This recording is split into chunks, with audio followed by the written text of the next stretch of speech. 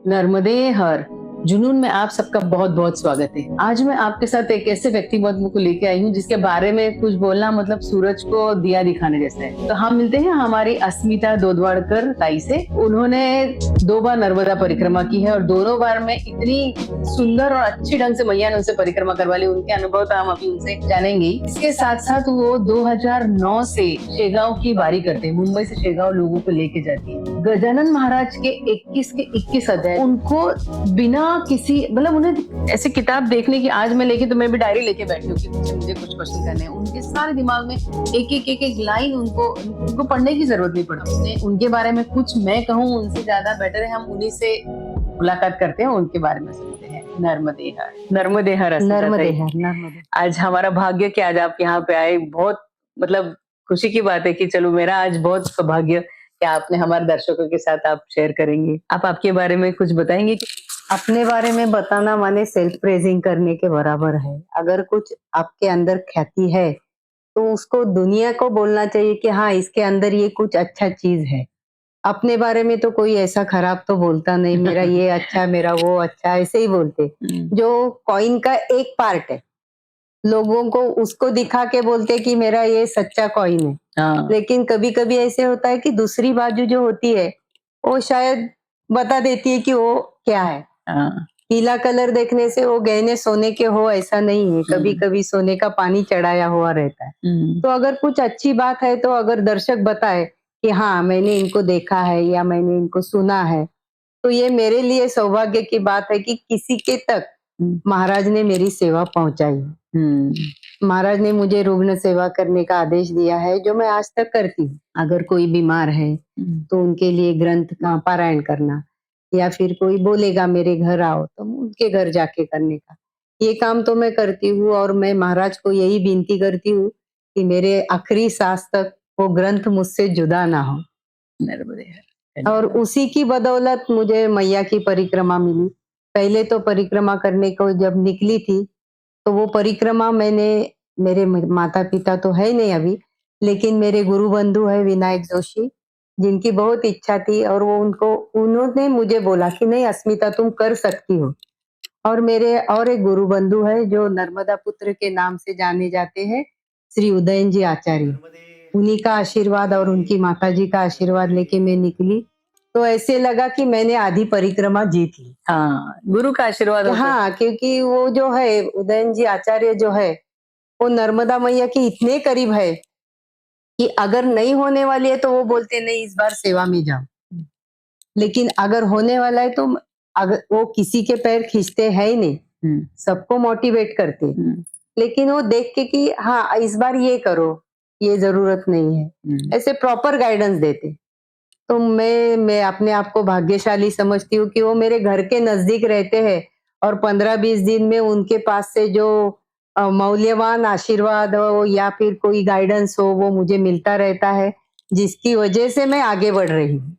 नहीं तो मैं तो कुछ नहीं, मतलब उदयन जी के सामने अगर खड़ा रहूं तो वो साधना के हिमालय है, उसके सामने मैं छोटी सी ये भी नहीं हूँ। और वो नर्मदा के सूरज है तो उनके सामने में जो बोलते हैं ना रात में गरजने वाले जो छोटे मोटे जीव जंतु होते वो भी मैं अपने आप को नहीं समझती। लेकिन मेरा सौभाग्य ये है कि आज उनके घर में मुझे सगी बहन जैसा वो प्यार देते हैं, क्योंकि मैया ने बांधा हुआ रिश्ता है। उनके गुरु है कलावती आई जो बेलगांव की है और मेरे गजानन महाराज शेगांव की। लेकिन ऐसा होने से भी उनका क्या कहना है, ये दोनों सदगुरु है। तो मैं ऐसा सोचती हूँ, बहुत लोग मुझे बोलते हैं कि वो कलावती आई का करते हैं, तुम गजानन महाराज तो उधर जाके क्या करते, लेकिन मैया ने ये डोर बांधी हुई है, ये तो कभी खुलेगी नहीं। दूसरी बात, कलावती आई हो चाहे गजानन महाराज, ये दोनों सदगुरु है। तो उदयन जी जो बोलते हैं तो वो सदगुरु के तरफ बढ़ने की या उनके पास में पहुंचने का मार्ग दिखाते हैं। वो लाइट देते हैं कि हाँ ये मार्ग से चलो तो तुमको सदगुरु सामने मिलेंगे। क्योंकि हम लोग जब जिंदगी जीना चालू करते, पहले तो माँ के ऊपर डिपेंड रहते, उनके पेट में रहते, उसके बाद जब जन्म लेके बाहर आते हैं जैसे तैसे हाथ पैर हिला के, लेकिन अपने फैमिली मेंबर से हम प्रोटेक्टेड रहते हैं। सो हमको मालूम नहीं है कि बाहर क्या करने का है। जैसे उम्र बढ़ती जाती है तो हम उनको प्रोटेक्शन देने के खुद को काबिल समझते हैं, जबकि होते नहीं है। लेकिन हमको लगता है कि नहीं, आज हम बहुत बड़े हो गए। तो मैया जो है वो ऐसे चारों तरफ से प्रोटेक्ट करके रखती है। तुम कितनी चाहे जवान रहो, बूढ़े रहो, कुछ भी रहो, तो ऐसी मैया का जो गुणगान है वो करने को मिलेगा, तो ये अपने आप के लिए बहुत सौभाग्य की बात तो है ही। और ऐसा है कि कितने जन्म का पुण्य है जो आज काम ही आ रहा है। और छोटे छोटे बच्चों तक ये बात पहुंचे तो बस इतना ही कार्य करने का है। सही है। ये तो मैया की परिक्रमा ये फेम बनने के लिए या पैसा कमाने की चीज है नहीं। पैसे तो मैया इतना देती है और मैया इतना खाना पीना, लोग बोलते उधर खाने को मिला, तो हम वही बोलते जो घर में नहीं मिला वो उधर मिला। घर में क्या है, अपने आप को पकाओ, खाओ, पहले घर वालों को खिलाओ। वहां वैसे नहीं, तुम थक के आए हो, पानी देते हैं, गुड़ देते हैं, बैठाते हैं प्यार से, हाँ मैया आसन लगा लो, हम खाना बना के लाएंगे। ऐसा तो प्यार मतलब ससुराल से मायके जाने से भी इतना प्यार नहीं मिलता जितना मैया देती है। इससे मैं एकदम सहमत हूँ। एकदम। मैं आपको बता दूं, ये बाय प्रोफेशन ये शिक्षिका रही हुई है, टीचर रही हुई है स्कूल में, मैंने पढ़ाया हुआ है। तो स्कूल का जॉब छोड़ के उनको ये लाइन में आना, क्योंकि कुछ चीजें होती हैं जिन्हें आप, मुझे लगता है कि आप खुद नहीं सोचते हुए, पूर्व नहीं बिल्कुल बिल्कुल बिल्कुल, वो आपको खुद ही खींच के ले आती है। बिल्कुल बिल्कुल, ये सोचने की चीज है नहीं। और जो सोचा है वो होगा ही, इसका कोई गारंटी नहीं। जो उन्होंने सोचा है वैसे ही होता है। बराबर। तो आपने कितने 2 परिक्रमा की ना? हाँ, तो पहली परिक्रमा करवाई। हाँ, ये बात सही है, मैया ने करवा ली। क्योंकि की बोलने से तो होता नहीं है। और उदयन जी जैसे बोलते हैं, सदगुरु का आदेश होता है तभी हम परिक्रमा में निकलते हैं, नहीं तो मैया एक्सेप्ट नहीं करती। तो वो गजानन महाराज का आशीर्वाद है, क्योंकि वो एक ही ऐसी जगह है जहाँ पे बैठ के हम जिद कर सकते, छोटे बच्चों की तरह, नहीं मुझे ये दो, नहीं मुझे ये दो। अपने माँ बाप के पास भी कोई कोई जिद हम नहीं कर सकते जो गजानन महाराज के पास, मतलब गजानन महाराज है ऐसे नहीं, जो सदगुरु होते हैं, जिसको हम सदगुरु के हिसाब से अपने लाइफ में, मतलब ये, हाँ हम लोग तो गुरु ढूंढते नहीं, गुरु हम लोग को चूज करता है कि ये मेरे इसमें है, ये इसमें है। लेकिन जब वो गुरु हम लोग एक्सेप्ट करते हैं, हाँ ये मेरे गुरु है, तो उनकी जब आदेश, उनकी जब इच्छा रहती है, तभी ये परिक्रमा हमसे होती है। और इसका अनुभव तो कदम कदम पे हमको मिलता है। जैसे कि मैंने पहले 9 साल में थर्सडे में शेगांव जाती थी, तो महाराज को यही बोलती थी कि लोग बोलते हैं मैया ने आपको देखा है, ऐसा पोथी में लिखा है, और लोग बोलते हैं अगर जाने अनजाने में कुछ दुष्कृत्य हो गया तो उसका प्रायश्चित भी हो जाता है और हम लोग उससे आजाद हो जाते। तो इसके लिए मुझे आप मैया के किनारे लेके चलो। और जब सोमवती को हम जाते थे तो मैं ये मैया को यही बोलती थी, क्या मेरे इतने पाप है कि तू मुझे परिक्रमा का मौका नहीं दे रही। लेकिन ऐसे कर 2010 से लेकर जो चालू किया था जिद, वो जिद 2019 में पूरी की मैया ने। ये इसलिए मैया के दिल से आभार मानती हूँ। और वो जब परिक्रमा जाने की मैंने सोची, तो हमारे साथ किशोर पटवर्धन जी करके थे, जो मैया के अभी भी है, लेकिन अभी वो शेगावारी नहीं करते, लेकिन मैया के बहुत बड़े भक्त है बोलना चाहिए या फैन है बोलना चाहिए, क्या है ये उनको ही मालूम है। लेकिन मैया की हर घाट की जो ब्यूटी है उसके वो जबरदस्त फैन है। अच्छा। और वो सिंगर भी है। तो उनको जब पता चला कि मुझे मैया की परिक्रमा करने की इच्छा है, तो उन्होंने मुझे जन्मदिन को उपहार के तौर पे उदयन जी की किताब दी थी, जिसका नाम है नर्मदा परिक्रमा एक आनंद यात्रा। और उसको हिंदी में ट्रांसलेट सीमा दीदी वीरेन ने किया है।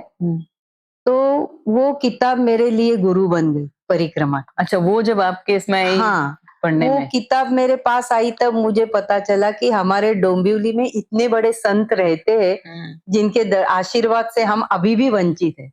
85 से हम डोंबिवली में रह रहे, वो भी वहां पे ही बड़े हुए हैं। योग आना पड़ता है। बिल्कुल बिल्कुल। और मेरे घर के नजदीक 10-12 मिनट के वॉकेबल डिस्टेंस पे है, लेकिन मुझे मालूम नहीं, संयोग नहीं। इसके लिए किशोर पटवर्धन जो है उनके भी मैं सही दिल से बहुत शुक्रिया करती हूँ, क्योंकि उन्होंने अगर मुझे ये किताब नहीं दी होती तो मैंने ऐसे तो कुंटे जी की भी मैंने किताब नहीं पढ़ी है। मैया चित्तरे मैया जो है उनकी कोई ये वीडियो देखे थे, लेकिन मैं सोचती थी नहीं नहीं नहीं, अगर वीडियो देखूंगी और उसमें रास्ते अगर बहुत ऐसे खतरनाक रहे तो शायद मेरी जो इच्छा है परिक्रमा करने की वो दिल में ही रह जाएगी। और उदयन जी का कहना था कि नहीं, पहले आप जाओ, अनुभव करो, उसके बाद अनुभव डिस्कस करो। जाने के पहले अगर मैं दीदी आपको अनुभव बताऊंगा और आपको अनुभव नहीं आए तो आपके दिल में दो ही दिमाग में आ जाता है, या तो ये आदमी झूठ बोला है या फिर मेरी भक्ति कहीं पे कम पड़ी इसलिए मुझे ऐसे अनुभव नहीं आया। ऐसे उन्होंने बताया था। उनके कोई अनुभव, मैंने कई अनुभव सुने हैं और अभी भी सुनती हूँ और आखिरी तक सुनने मिलेंगे इसकी आशा है। तो उदयन जी के आशीर्वाद, मतलब वो किताब मेरे लिए गुरु बन गई। क्या तो मालूम, किताब पढ़ के आप इंस्पायर्ड हुए, हाँ, आपको तब लगा? इंस्पिरेशन था, लेकिन नहीं अभी मैं कर सकती हूँ, इसके अश्योरेंस मिल गया। तो अस्मिता जी, मुझे एक सवाल ये मन में आता है कि जैसे आपका तो बचपन बैकग्राउंड पूरा, मम्मी आपके पेरेंट्स वगैरह सब गजानन महाराज के भक्त रहे। बिल्कुल बिल्कुल। तो आपको मतलब ऐसा कुछ गुरु ढूंढने का ये काम नहीं आया? नहीं, मतलब गुरु जरूरत ही नहीं पड़ी क्योंकि मेरी माँ और उसकी माँ दोनों भी गजानन विजय ग्रंथ रेगुलर पढ़ते थे। अच्छा। तब कभी पढ़ने की इच्छा नहीं हुई, लेकिन ऐसा मन में आता था ये क्या बार बार पढ़ते हैं। तो जब क्लास 10 की एग्जाम हो गई तो सोचा चलो, मतलब अच्छा, इतनी छोटी उम्र में? तो वो पारायण नहीं बोल सकते, एक किताब जो कॉमिक्स वगैरह जैसे हम पढ़ते हैं वैसे ही एक किताब पढ़ी, स्टोरी बुक पढ़ी, ऐसा पढ़ेंगे वैसा सोच के वो पढ़ना चालू किया।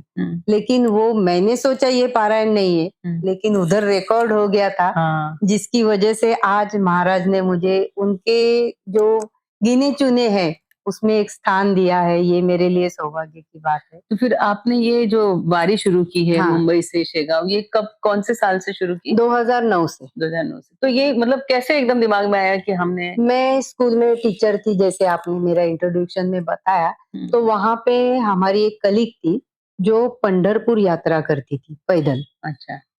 तो पता नहीं ये अपने किस्मत में क्या लिखा रहता है, ये हम लोग को मालूम नहीं रहता, ये अपने सदगुरु को मालूम रहता है। पेरेंट्स भी नहीं बता सकते कि कल फ्यूचर क्या है मेरे बेटी का या बेटे का। तो उन्होंने मुझे ऐसे ही, हम टिफिन खा रहे थे तो बोला, अस्मिता तुम इतना अच्छा चलती हो तो पंढरपुर की यात्रा पैदल क्यों नहीं करती?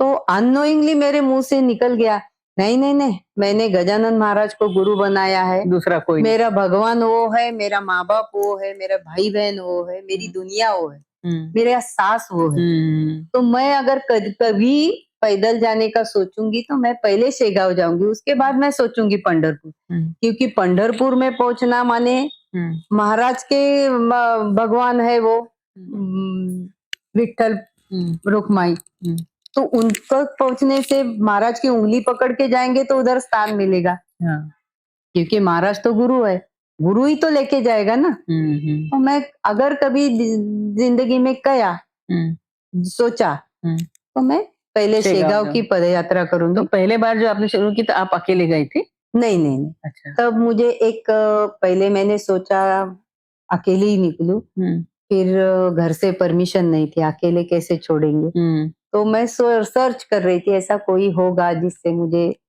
जाने के लिए कुछ तो क्लू मिलेगा, साथ ही मिलेगा। तो मुझे एक एड्रेस मिल गया, मैं उधर से गई। तो उन्होंने बोला ठीक है, और मैं जब गई तो मैं एक ही लेडीज थी, बाकी सब जेंट्स थे। घर में आई, हस्बैंड ने पूछा कि जाके आई, मैंने बोला हाँ। तो वो बोला किस लिए पैदल जाने का है? तो मेरी डॉटर तब मुझे बहुत सपोर्ट किया, daddy she is earning lady, no, let her decide how to live and how to stay and how to enjoy her life. तो उसने ऐसे बोला तो मुझे और भी थोड़ा सा जोश आ गया, चलो ये जब जाने के लिए बोल रही है तो फिर वहां से आई। लेकिन उन्होंने मुझे बोला कि बेटी की उम्र क्या होगी? वो 12th में थी। अच्छा। बच्चे मोटिवेट करते हैं देखो। एकदम बिल्कुल। तो मुझे जब ऐसा लगा कि अरे इसका मोटिवेशन मिल रहा है, लेकिन मैं एक ही लेडीज थी, तो उन्होंने पूछा मुझे कि कितना वहां पे लेडीज ने कितना नाम एनरोल किया। मैंने बोला मैंने वो सब कुछ देखा नहीं, मुझे जाने का है, मैंने अपना एनरोलमेंट कर दिया। तो वो बोला नहीं नहीं, जाने तक अगर उधर ये 2-3 लेडीज नहीं होगी तो तुम जाने का नहीं। मैं खाली रिक्वेस्ट कर रही, मैंने ये नवंबर 6 को मेरा नाम किया, 2008 नवंबर 6 को नाम एनरोल किया। और भगवान को मतलब महाराज को बोलती थी, महाराज एक छोटी बच्ची सही लेकिन एक लड़की को लेडीज भेज दो। हाँ। नहीं तो ये फिर बहुत बड़ी मुश्किल, मेरे लिए नहीं आपके लिए मुश्किल है। अच्छा ये सही है। मैं जाने को तैयार हूँ क्योंकि हाँ। मुझे मालूम है आप मेरे साथ हो, आप मुझे लेके जाओगे। लेकिन दुनिया में तो दिखाना चाहिए ना कि क्या है, औरत अगर कुछ करती है तो उसको बहुत सारे ये करने पड़ते हैं, एग्जाम्स देने पड़ते हैं। जेंट्स कैसे भी निकल जाता है।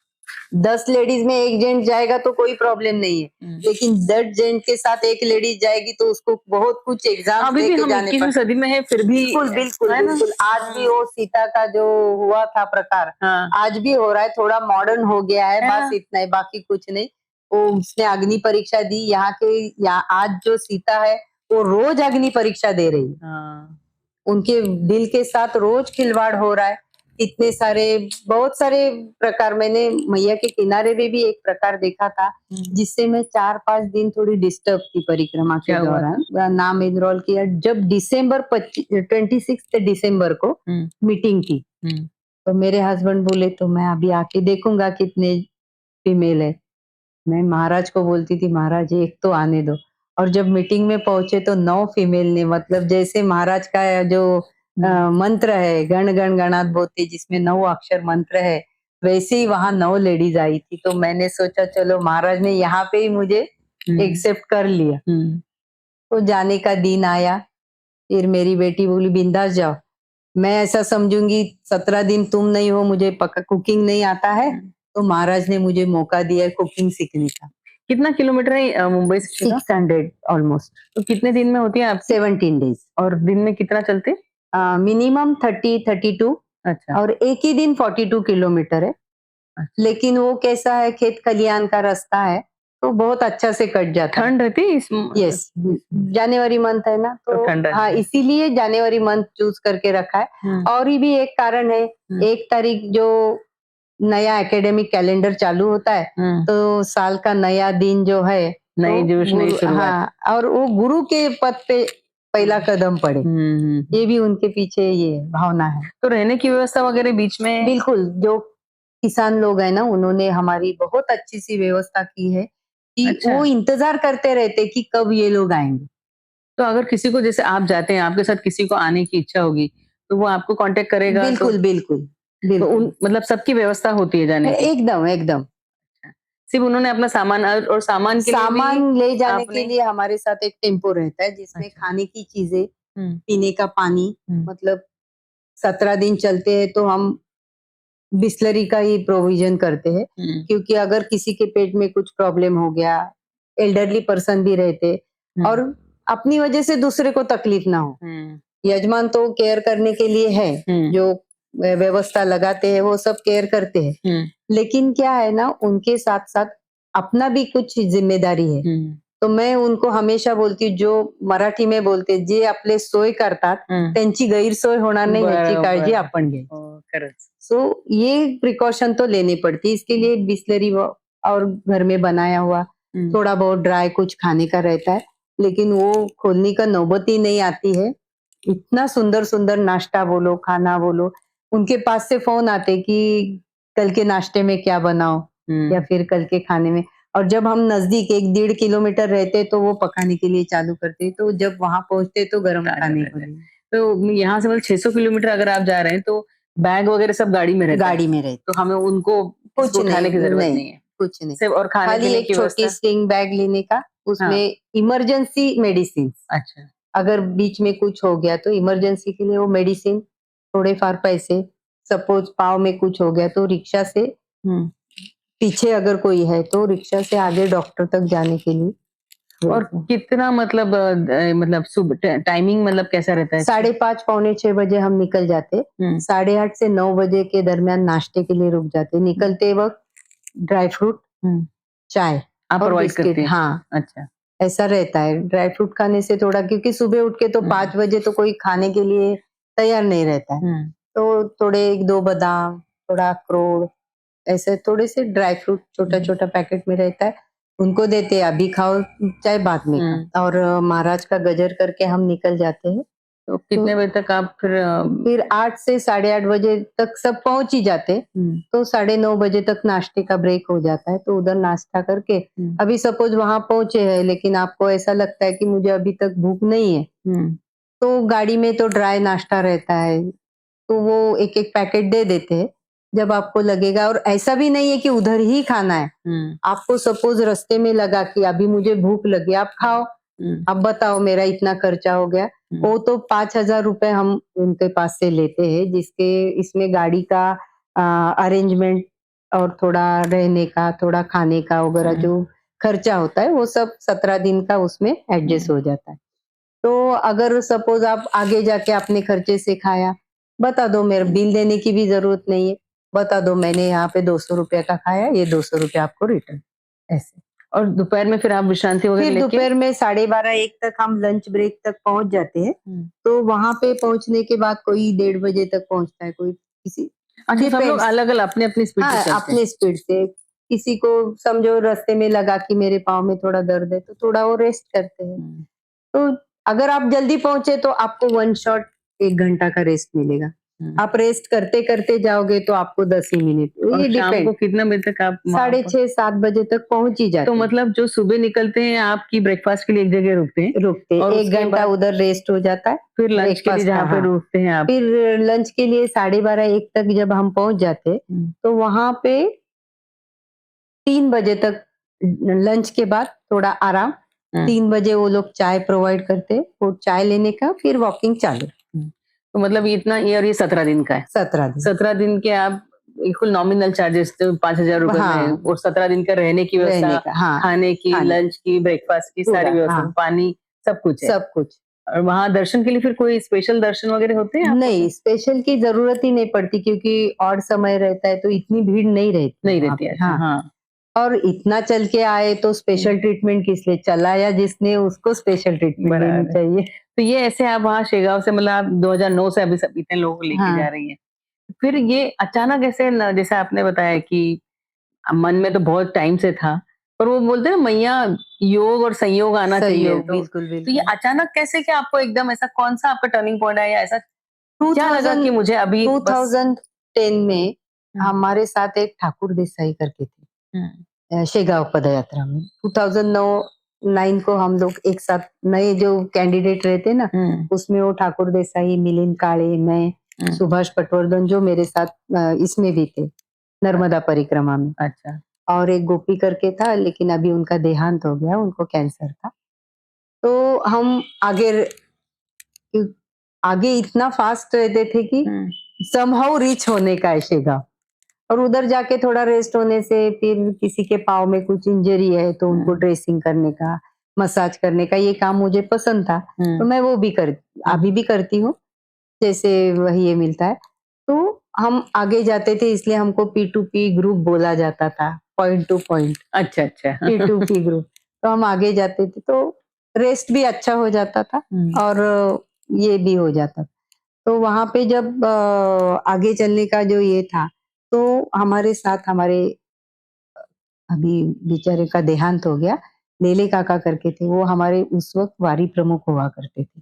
हुँ, और वो आरएसएस के थे, इसलिए डिसिप्लिन के मामले में 1 नंबर। हुँ, 5:30 बजे घर छोड़ने का है माने छोड़ने का ही है। हुँ, और एक आई साइट में रहने का, ज़्यादा आगे भी नहीं जाने का, ज़्यादा पीछे भी नहीं रहने का, हुँ, ऐसा उनका डिसिप्लिन था।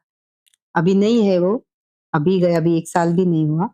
लेकिन वो लेले काका माने म पितृतुल्य कैरेक्टर बोलते हैं ना, वैसे थे। हुँ।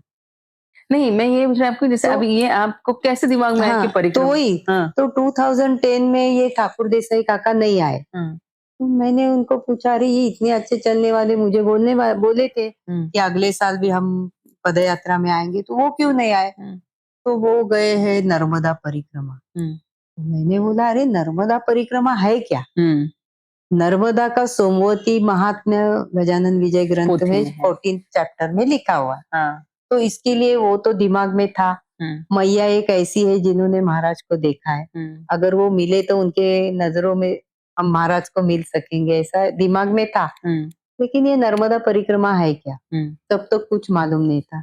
आचार्य जी से मेरा कोई कांटेक्ट नहीं था। आचार्य जी का मेरा कांटेक्ट 2019 में हुआ, कुछ भी मालूम नहीं था।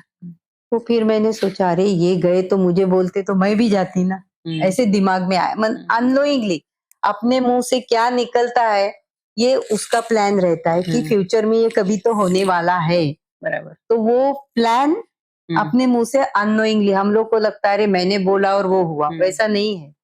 जो होने वाला है वो अननोइंगली जब मुंह से जाता है तो वो उसका प्लान रहता है। बराबर। तो ऐसे मुंह से निकल गया और फिर दिमाग में चालू हो गया, अरे यार अभी ये तो वापस करेंगे कि नहीं मालूम नहीं, लेकिन इसको अप्रोच कैसे करने का। 3-4 महीने का जर्नी है, कुछ मालूम नहीं है।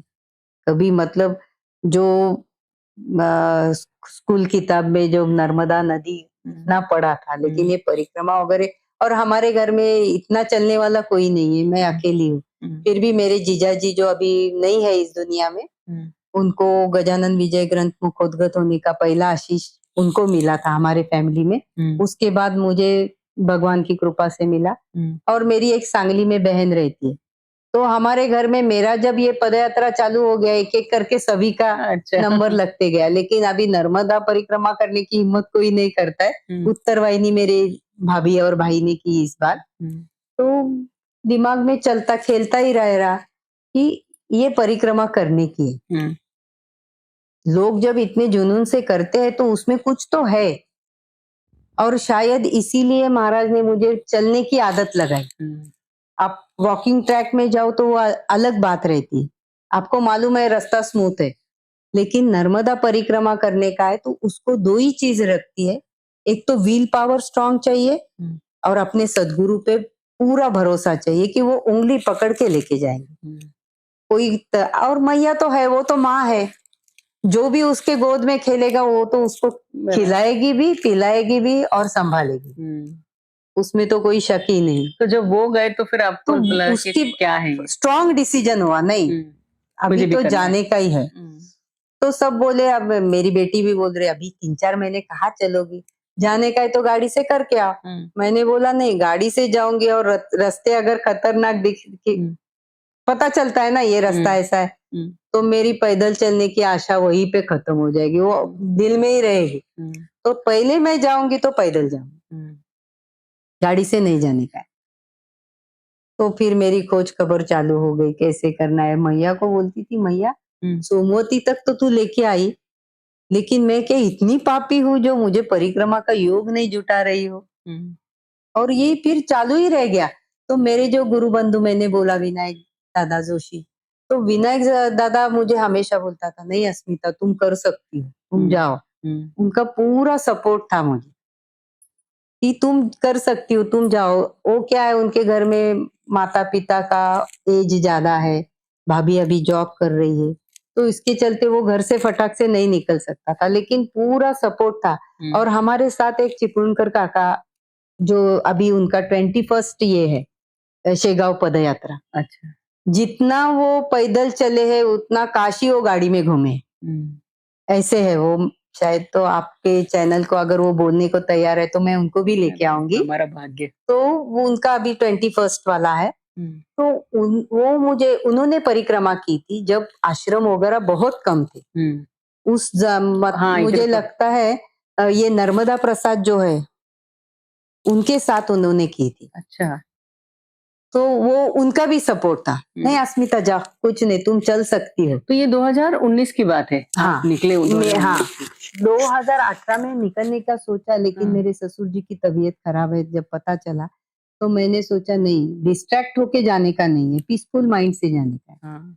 तो 19 में जैसे आप निकले, आप जब ने सोच लिया आप निकलना है, तो क्या एकदम ऐसा लगा कि अब मुझे मतलब परिक्रमा पूरी करनी है, या निकलने के पहले क्या आपके सोच था, क्या माइंड में था? ऐसा माइंड में यही था कि मैया मेरी, क्योंकि तब एक सच्ची बताऊं ना कि तब मैया, आज जो है मैया के प्रति प्रेम है, वो भाव उतना भाव नहीं था जो हम जब मैया की परिक्रमा करते हैं ना, उसके सानिध्य में रहते, उसके साथ रहते, तो वो जो प्यार हो जाता है जैसे बिल्कुल मेरा मेरा है ना, मैं जब निकली थी तो मैया को जानती हूँ, नर्मदा है, जल है, नदी है, देवी है। देवी पर वो देवी जल कब अपनी मैया हो गई, बिल्कुल। इतने दिल के करीब हो गई कि अब उसके बिना अपने को सोच, तो ये भाव कब आया, मतलब कैसे एकदम क्रिएट हुआ आपको? पहले मैंने बोला ना, जैसे उदयन जी के साथ कांटेक्ट किया ना, तो वो माई माई करके बुलाते थे। हुँ। तो उनके बोलने में जो मिठास थी ना, हाँ, कि उसी से पता चलता है कि अरे ये कितनी दयालु है। हाँ। उनका जो भाव है, मतलब जब भी मैया का हम लोग जिक्र करते हैं ना, हुँ। तो वो माई करके इतना स्वीट है। ऐसे तो हाँ, उनकी वाणी बहुत मीठी स्वीट है। हाँ। तो जिन्हें मैया ने सींचा है वो और क्या हम रहेंगे। बहुत तो भाग्यवान है कि बहुत हमें बहुत, और उनको जो नर्मदा पुत्र बोलते हैं, और वो उनका हाथ सर पे आना, बहुत बड़ी बात कि है। कितने मतलब जन्मों की ये रखी है पता नहीं। जो और वो वाणी से जब बोलते थे ना, हाँ जाओ ना, माई के दर्शन को जा रही हो ना हुँ, ताई, हुँ, माई की परिक्रमा में वो कर लेगी यार, हुँ, तुमको कुछ सोचने। तो मैंने बोला अरे ये इतना विश्वास से कह रहे, इसका मतलब उसमें तो कुछ है। हुँ, तो मैं जब जाने का सोचा, तो निकलने की सोची जब, हुँ, ये चिपळूणकर काका और ये दोनों ने तो मुझे बहुत ही ये किया। और गायत्री की मतलब मेरी बेटी अकेली हो जाएगी, हुँ, तुम उसकी चिंता मत करो, हम लोग उसको देखेंगे। हुँ, और जाने के वक्त ना, मेरी बेटी की एक चाइल्डहुड फ्रेंड है, नेहा करके, हुँ, वो नॉर्थ इंडियन है। हुँ, तो उसका शादी तय हो गया था, तो मैं उदयन जी के घर गई। मैंने बोला बेटा, अरे नेहा के भरोसे में जा रही थी कि वो रात को सोने के लिए आएगी, उसकी शादी फिक्स हो तो गई। उसकी शादी फिक्स हो गई और वो दिसंबर में। तो मुझे बोला हाँ ताई, मैं भी महेश्वर में रहूंगा उस दौरान, तो ठीक है, मैया कुछ तो कर देगी। हुँ, ऐसे बोल के मैं घर ही आ रही थी, हुँ, तो नेहा का फोन आया, दिसंबर में हॉल अवेलेबिलिटी नहीं है, अरे तो वाह! मेरा शादी पोस्टपोन तो होके देखो मैया ने निकलने के पहले ही आपको अप्रैल में हो गया। हाँ, तो अप्रैल में हो गया, जब पता चिंता है। चला तो चलो सोचा, उदयन जी बोले हैं हुँ, मैया कुछ करेगी तो मैया को करना ही है। सही है, ये तो बात है। तो क्या एकदम क्या स्टेट ऑफ माइंड था आप जब आप निकले थे तो तो मैया के मैं लिए? कुछ नहीं, मेरा तो वही कि मेरे महाराज मुझे लेके जा रहे, हुँ, मेरे बेटर कल के लिए। हुँ, और उधर जाके मुझे मैया से वो प्यार, वो हुँ, आशीष, जो उदयन जी का इतना तो मुझे मिलेगा नहीं, ये मुझे हुँ, मालूम था। हुँ, लेकिन जो आम लोगों को मिलता है, वो सुकून, वहां पे जाने के बाद हुँ, ऐसा लगता है कि वापस घर नहीं आओ। सही है। ये उसका प्यार है। ये कितना तारीख को आपने परिक्रमा उठाई? 16 नवंबर 2019 19। की बात हाँ, है ये, और फिर आपने ओंकारेश्वर से उठाई, ओमकारेश्वर से उठाई। संकल्प अनिल दास लेके जी होके महाराज, अनिल हाँ दास जी महाराज से। तो फिर हाँ, ये और रुके कहाँ थे आप? गजानन महाराज के मंदिर गजानन में? महाराज आश्रम में, क्योंकि आश्रम वहीं से। गजानन महाराज आश्रम माने मायका है। सही है। और फिर वहाँ से आप पहले मोरटक्का, मोर्ट, फिर हाँ। तो कितना कितना किलोमीटर चले थे? पहले एक जोशी काका करके थे, उनकी 4 परिक्रमा हो गई थी। तो वो फेसबुक से मुझे कनेक्ट थे। उनका, हाँ, उनका नंबर वगैरह मिला। तो वो जब परिक्रमा करके आए, तो मैंने उनको सोचा जाके मिल के आओ। काका और दोनों पति-पत्नी ने एक साथ परिक्रमा की, तो हुँ, मैं उनको मिलने गई हुँ, परिक्रमा होने के बाद। तो उन्होंने मुझे बोला था कि चतुर्थी के वक़्त महाराज के हम लोगों ने पहले 14 नवंबर तय किया था अच्छा। निकलने का।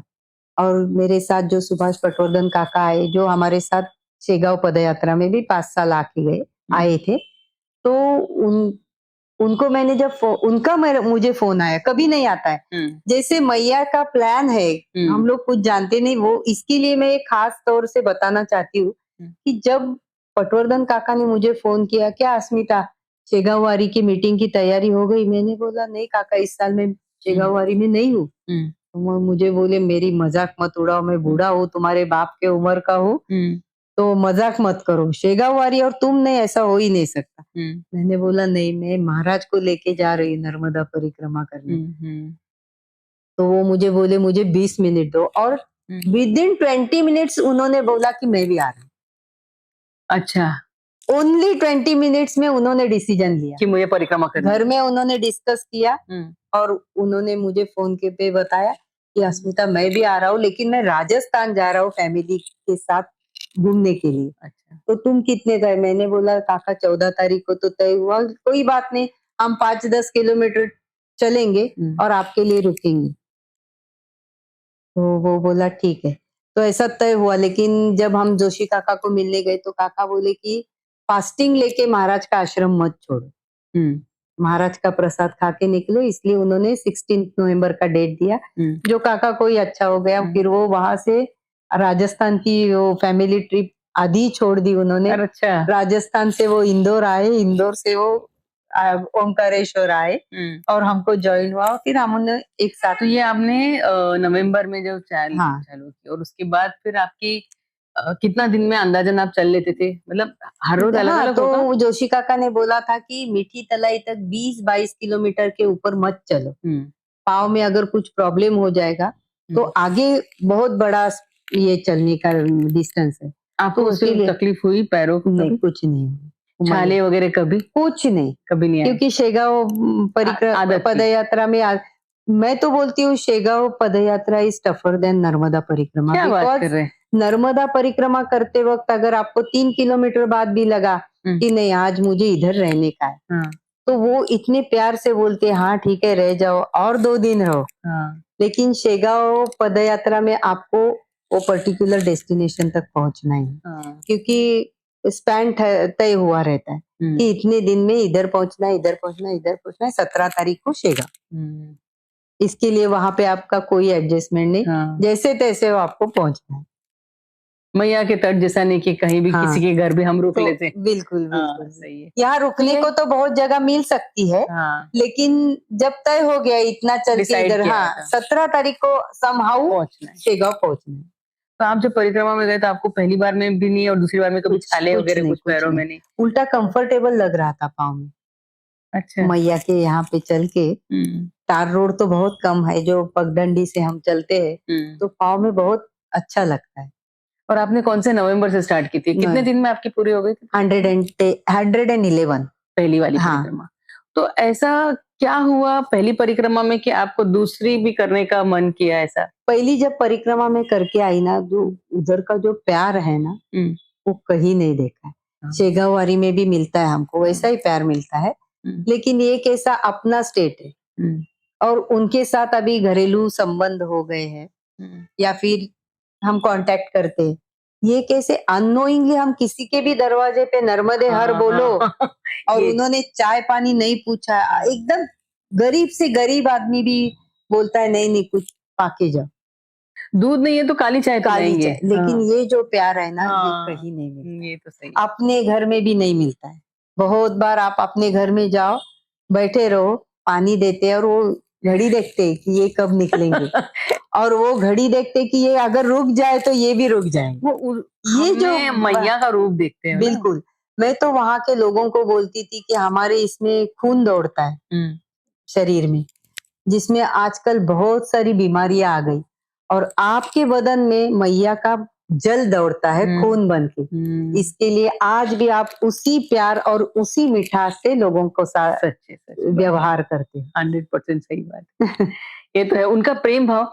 एमपी और क्या, आज भी अगर गुजरात कोई क्या? बोलता है ना मैं परिक्रमा करके आया हूँ, जैसे आपने भी परिक्रमा की है, तो मुझे ऐसा लगता है चलो मन से दोनों वापस परिक्रमा में निकल सच चले। में वो है मतलब जैसे लगा हाँ हाँ, मतलब एक छोटा बच्चा कैसे एक बार एक चॉकलेट खा लेगी दूसरा मांगता है, दूसरा पेट ही हाँ नहीं भरता, जैसे हमारा मन तृप्त नहीं होता है।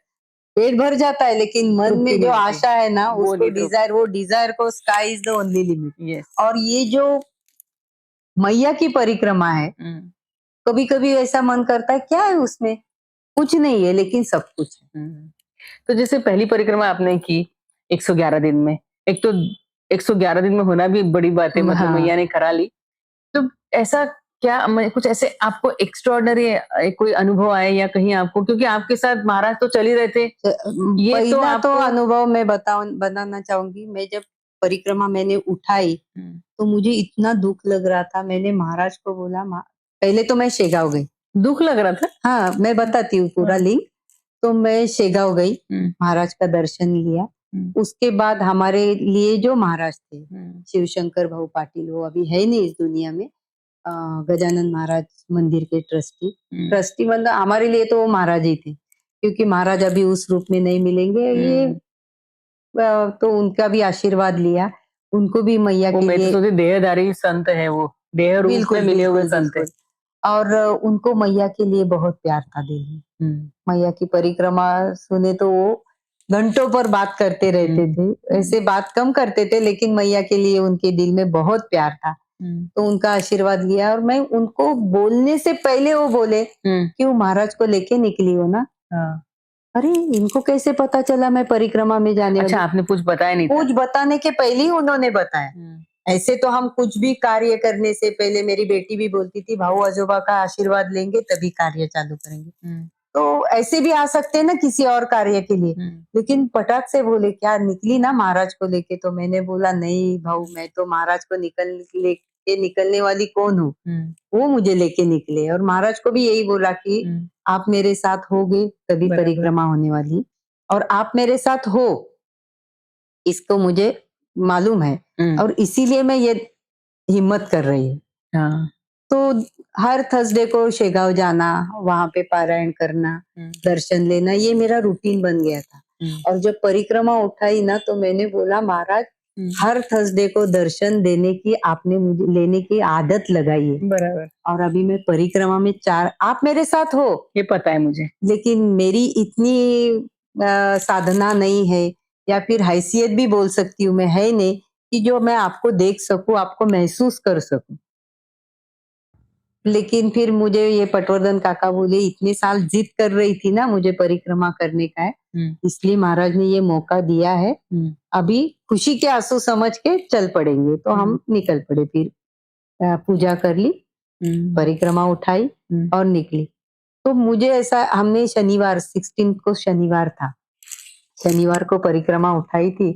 तो ये जो किशोर पटवर्धन है ना, उनको मैं बोलती थी महाराज को मालूम है मुझे ज्यादा बोझ लेके चलने की आदत नहीं, और मुझे परिक्रमा करनी है ना, तो मुझे वो क्या है, घर में अगर लड़का और लड़की ऐसे 2 इशू रहेंगे, लड़का थोड़ा ज्यादा कष्ट करके आएगा तो माँ बाप, स्पेशली पिताजी क्या बोलते, तो क्या हुआ लड़का है, मेहनत तो करनी है, बराबर है। लेकिन अपने बेटी को अगर थोड़ा कष्ट होगा तो पिताजी को वो अच्छा नहीं लगता। वैसे मेरे महाराज है, उनको मालूम है मुझे, उन्होंने ही आदत लगाई है शेगांव में गाड़ी में सामान डालने का और पैदल चलने का। तो वैसे ही मेरे लिए गाड़ी भेज देंगे जो सामान उठा के लेके जाएगा, और मैं आराम से चलूंगी। तो हमने शनिवार को परिक्रमा उठाई, और वेडनेसडे को मुझे किशोर का फोन आया, तुमको तुम्हारे चिलिम वाले ने धोखे में रखा, कोई तुमको गाड़ी वेड़ी आने वाली नहीं है, तुमको पीठ पे सामान लेके ही चलने का। मैंने बोला नहीं, पहले उन्होंने देखा, नर्मदा परिक्रमा बोल रही थी ये कर सकती है क्या, अभी वो करेंगे। और कल तो पहला थर्सडे है परिक्रमा का, वो कुछ ना कुछ अरेंजमेंट करेंगे। तो हम एक मतलब वहां से जब गुजर रहे थे तो सिसोदिया करके एक फैमिली थी, और हमको आगे जाने का था, लेकिन उन्होंने 4 किलोमीटर पहले हमको रोक लिया, मैया जल पाके जाओ, चाय पाके जाओ करके। तो मैंने बोला ठीक है, थर्सडे था उस दिन, परिक्रमा का पहला थर्सडे।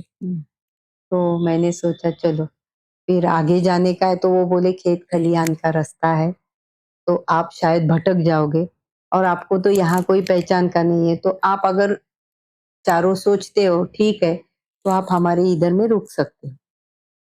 चिचली गांव में जाने का था हमको। अच्छा। तो बोले इससे आगे 4 किलोमीटर है, लेकिन खेत खलियान का रास्ता है, भटक जाओगे तो किसको कॉल करोगे और कहाँ पे हो बता पाओगे क्या? तो फिर हम लोगों ने चारों ने सोचा कि हाँ चलो। फिर पटवर्धन काका बोले तुम्हारा उपवास भी है तो हम रुक लेते, इतना प्यार से बोल रहे। और आचार्य जी ने मुझे बोला था कोई अगर कुछ ऑफरिंग देगा तो उसको नहीं बोलने का नहीं, क्योंकि वो मैया की तरफ से आया हुआ प्रसाद है। बराबर। नहीं बोलोगे तो फिर आगे उसके लिए तड़पोगे। हाँ, ये बात तो बराबर है। तो हमने सोचा चलो इतने अच्छा से बोल के भेजा है तो हम लोग ऐसा कर रोकने का सोचा। और यू वोंट बिलीव, जैसे हमने उनके घर में एंट्री किया ना, तो गजानन महाराज का बड़ा सा वहां पे फोटो था। तो मैंने उनको बोला भी भैया आपने तो रोका लिया, लेकिन ये आपका नहीं है काम, ये तो हमारे जो बाप इधर बैठे हैं ना उन्होंने रोका है। और ये चिचली में देखो कहाँ गजानन महाराज का, हाँ, वो तो वहाँ मैंने पे बोला सिद्ध बाबा करके हाँ, नहीं जानते मैंने हैं। उनको बोला आपके पास, तो वो बोले नहीं हम हाँ, चिलिम वाले बाबा के दर्शन को गए थे, हुँ, तो वहाँ से ये फ़ोटो उठा के लेके आए, हाँ, बता जो हमारा कुछ खराब नहीं हुआ, बहुत अच्छा हो गया, प्यार हाँ, मिलता गया। तो ये से आपका पहला अनुभव हाँ, यहीं ये से। पहला थर्सडे। हाँ, तो वहाँ पे अभी मैंने तो बताया नहीं था फास्ट है, क्योंकि फिर वो फास्ट है बताने से बेचारे अलग कुछ करते। हाँ, नहा धो के हम लोग सब तैयार हो गए, मैया का जब पूजा पाठ सब किया, हुँ, करने के बाद उन्होंने जो थाली लगाई खाने की, भोजन प्रसादी की, हुँ, तो उसमें सेम शेगाव की तरह स्वीट वाला वो हलवा था, हुँ, सूजी का, एक मूंग या मटकी का ऐसा कुछ ये सब्जी था, एक आलू का सब्जी था, हुँ, दाल था, हुँ, मूंग दाल का खिचड़ी था और रोटी था। जैसे शेगाव का पूरा। शेगाव का जो महाप्रसाद रहता है हाँ, बिल्कुल वैसा प्रसाद उन्होंने परोसा। हुँ, तो उसके बाद दूसरे दिन हम जब निकले ना, हुँ, तो उन्होंने बोला दीदी अगर आपका भरोसा है हुँ, तो झोला छोड़ के जाओ, मैं 30 किलोमीटर में लाके देता हूँ। अच्छा। मैंने उसी दिन उसी वक्त किशोर को फोन करके बोला देखो मेरा चिलिंग वाला कभी धोखा नहीं देता, हाँ, क्योंकि वो मेरी मतलब पूरा सांस मेरी चलती है उसके कहने से, हाँ, तो वो मुझे दूषित हवा कैसे देगा, हुँ। पूरा ऑक्सीजन भर के ही देगा ना। सही है, सही है।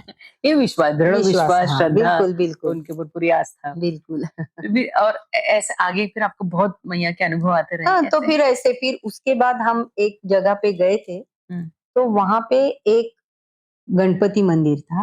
अ, पहले एक पटेल जी करके थे, उन्होंने रास्ते में ही रोक लिया, हुँ, लस्सी पाके जाओ करके। हुँ, तो हमने सोचा चलो इतना प्यार से, तो मैंने उनको बोला बाबा जी आप एक लस्सी फ्री में दे दो, लेकिन बाकी 3 का तो पैसा, क्योंकि ये आपकी रोजगार है, आप तो हुँ, रोजी पे बैठे हो ना।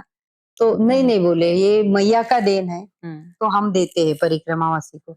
तो वो लिया, वहां पे एक इच्छा पूर्ति गणपति का मंदिर था, तो वॉशरूम के लिए वो बोले उधर में वॉशरूम का अरेंजमेंट है, आप उधर जाओ। तो वहां पे एक आदिवासी लेडी, इतना मुंह में उसके ये था ना कि उसमें कुछ थी खासियत। हुँ, अभी वहां पे एक ऐसे, आपने तो परिक्रमा की, आपको तो मालूम है कैसे लोग रहते हैं बेचारे, खुद नहीं खाते और दूसरों को खिला, हाँ, ऐसा सच बड़े हाँ, दिल वाले लोग हैं वो। तो उनके यहाँ पे मैं गई ना, हुँ, तो वो आई मुझे बोली मैया भोजन प्रसादी पाओगी? हुँ, मैंने बोला नहीं, अभी हमने वहां पे लस्सी ली है, अभी खाने का बिल्कुल ये नहीं। नहीं नहीं नहीं, परिक्रमा वैसे ऐसे कैसे जाएगा, और वो 2 मिनट में वो सोन पापड़ी रहती है ना घी हुँ, में बनी हुई, हुँ, वो लेके आई। कहाँ से लेके आई, क्या लेके आई, कुछ मालूम नहीं, ऐसे गई ऐसे आई। हुँ, तो मैंने फिर इन दोनों को फोन किया कि इधर से प्रसादी मैंने ले ली है, अभी हम निकलेंगे। तो उन्होंने सबको दी। अच्छा, तो आगे हम गए ना, तो उसके बाद वो लेडी का मैंने बोला भी, वहां पे एक लेडी थी, तो वो पीछे से आने वाले बोले नहीं उधर कोई लेडी नहीं। हाँ, तो मैंने वो सब, हमारे पास तो 8 वो बन गई ना, हुँ, तो सबको हमने प्रसाद दिया, और हम चारों में से 2 हुँ, जो थे आधे आधे करके खा लिए। दिन भर हमको भूख नहीं लगी, तृप्ति का प्रसाद मिल गया तो क्या चाहिए? बिल्कुल, मतलब वो जो बोल रही थी भोजन प्रसादी करके जाओ, हुँ, मानो उस इससे जो दिया प्रसाद के तौर पे जो दिया, वो हुँ, पूरा भोजन प्रसादी का ही पूरा अमाउंट दे दिया उन्होंने। हाँ, बराबर और पीछे वालों को कहीं परिक्रमा से भी वो दिखे तो नहीं। वो बोली उधर कोई लेडी थी नहीं। हाँ, बराबर है। तो वो जो भोजन प्रसादी है, तो भोजन प्रसादी मतलब पूरा ऐसा प्लेट खाना भर के ज़रूरी ही नहीं। जाना है, ऐसा नहीं है। जो भाव से वो देते हैं, क्या हुँ, मालूम मैया कौन रूप में आएगी।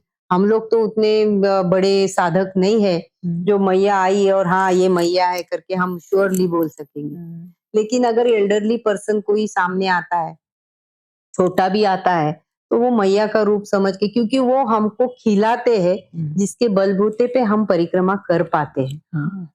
सो वो मैया समझ के अगर उनका पैर छुआ तो उसमें कोई गलत बात इसीलिए नहीं। हम वो इतना हम पे ऋण चढ़ा हुआ है इसलिए हम वो बिल्कुल, बिल्कुल। ऋण मुक्तेश्वर महादेव के पास ना जाते सच में। हैं, और उसके बाद मैंने वही बोला कि जब भी मौका मिलेगा तो वहां पे जाके कुछ ना कुछ सेवा करने की है। हुँ, श्रमदान तो करना है, आर्थिक तो क्या सब उन्हीं का दिया हुआ है, उनको लौटा रहे, अपना तो कुछ है ही नहीं। आपने तो कोविड में भी बहुत बिल्कुल, काम किया है ना? बिल्कुल, बिल्कुल। क्या किया था आपने कोविड कोविड में? में जो सफाई कामगार है ना, हुँ, उनको रोज खाना देने का काम मैं और मेरी बेटी करते थे। तब तो अच्छा, बिल्डिंग में काम वाली को अलाउड नहीं था, ये नहीं था। फिर सब्जी मिली तो ठीक है, नहीं तो आलू का सब्जी, वो लाके ये ही आप ही रखा खुद था। बनाते थे घर में? बिल्कुल। अच्छा। तो 33 पर्सन को देते थे, उसमें से 2 रोटी, 100 ग्राम चावल, दाल और सब्जी। ये सब पैक करके? पूरा पैक करके सिल्वर फॉइल में वगैरह ऐसा पैक करके गाड़ी में भर के लेके जाते थे और सबको ये कितने टाइम किया आपने ऐसा? 60 डेज ओह!